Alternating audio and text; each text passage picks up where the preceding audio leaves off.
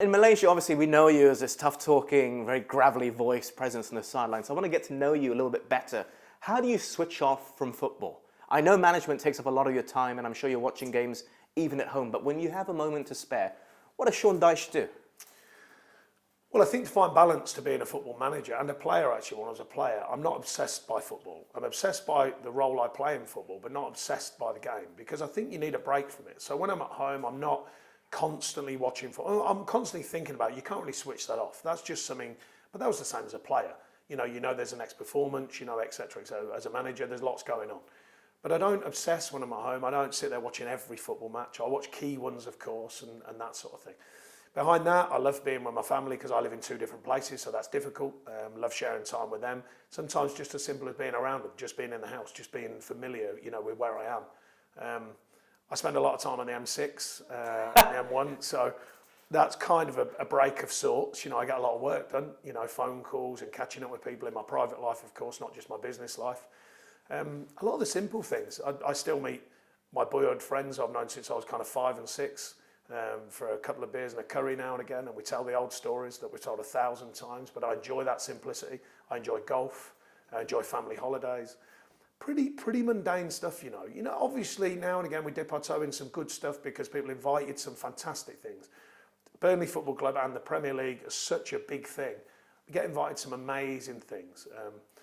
But I keep my life pretty simple away from football because I enjoy the simple things. Probably my biggest extravagance now and again is going to a gig. I really like music. I'm very fortunate. I get invited to a number of good gigs. Such as? I try and get to them. Varied. I'm not really just on one genre. I've liked music all my life. Got 2 older brothers who I grew up through the late 70s and 80s with them. So I was listening to the early punk stuff, mod stuff, going into the new romantics in the early 80s, going into the dance scene at the end of the 80s, the turn of the 90s. Obviously the Manchester scene of the Oasis and the Spiral Carpets and the Verve and all these groups. So I'm a mixture of what I like is so varied. Not recently, last year I went to a Metallica concert. Metallica? Yeah, which is amazing. I'm not madly into them. I like a few of their big classics, of course, but an amazing thing to see and witness. Green Day, amazing. Kasabian's probably my personal favourites. I've got to know them a little bit, which is great, and they look after me, but I think their music's outstanding. I think they deliver it unbelievably well. Red Hot Chili Peppers I saw recently, a band I've been waiting for years to see. Red Hot Chili, Anthony Yeah, Kiedis and all that. I was in Philly when they were first on the scene, and I waited years to go and see them, just because one thing or another didn't get in, things get in the way. So many. Foo Fighters were incredible, saw them. I recently saw Drake with my kids. You went to see Drake? Yeah, I'm feeling it. Don't worry about that, I'm all over it. You can relate to your play to an extent as well. well. A bit, yeah, because don't forget a lot of the dance music was the late 80s, early 90s, where it was really evolving from. Well, a lot of them tunes are still around now.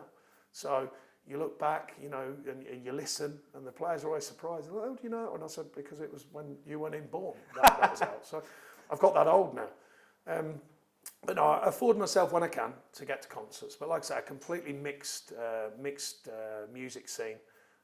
And I really enjoy that when I can, when I can get to concerts. I would love to see your Spotify playlist on your phone when you're driving. It's so eclectic. Yeah. All sorts. There's all sorts on there. And like I say, I enjoy all varying types of music. And I go to see some really good people, really good concerts. Elton John, of course, when I was at Watford. Yeah. I saw him several times. Fantastic. He was smashing it out of the park. I mean, awesome. So there's such a varied mixture.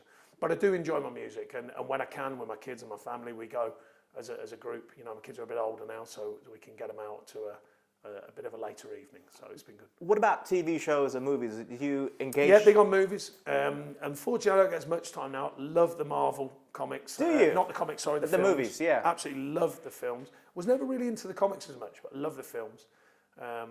I've recently, although everyone, of course, has been there way before me, I've recently had a bad back, and while I was recovering, I got into Game of Thrones, so I'm only about halfway through it, but I enjoyed that.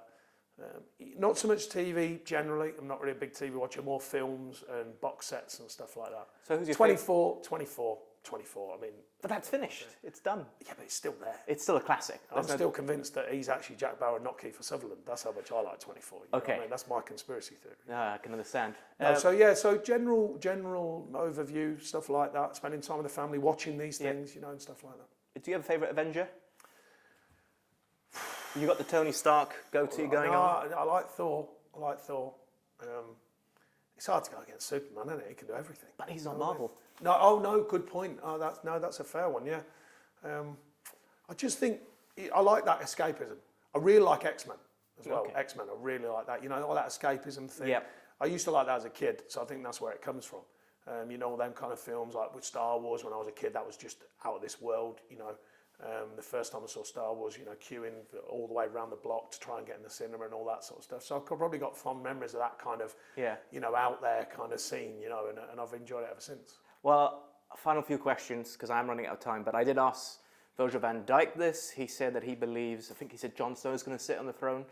I asked Andy Robertson on Monday. He said it's going to be Khaleesi. I think it's Tyrion Lannister. Brendan Rodgers said Well, you've got to be careful old. where you're going, don't forget, because I'm only midway through series 4. But you know these characters. Well, the lads here are on it, you see, so they're winding me up at the minute because they found out silly mistake. I let it slip that I was going down the road of watching it and I was halfway, and Barnsley, being the cad that he is, he's been trying to drop little bombs in and trying to let me know what's going on. Okay. So I just blank it and just focus on where I'm at. So I'm only 4.5. Doesn't matter. You can still have an opinion about who you think is going to be sitting in the Iron Throne. From a long distance out, I think Khaleesi's got a chance the way it's looking to me. But you've got to remember, she's building her army at the minute. Yeah. So I'm not quite sure where this is going to lead to. And she's got the dragons. Don't even go No, on I'm the not saying dragon anything. road. They've been trying to get on the dragon thing with me. So, yeah. So I'm kind of going down that road. But that's been good lately. I've really enjoyed that.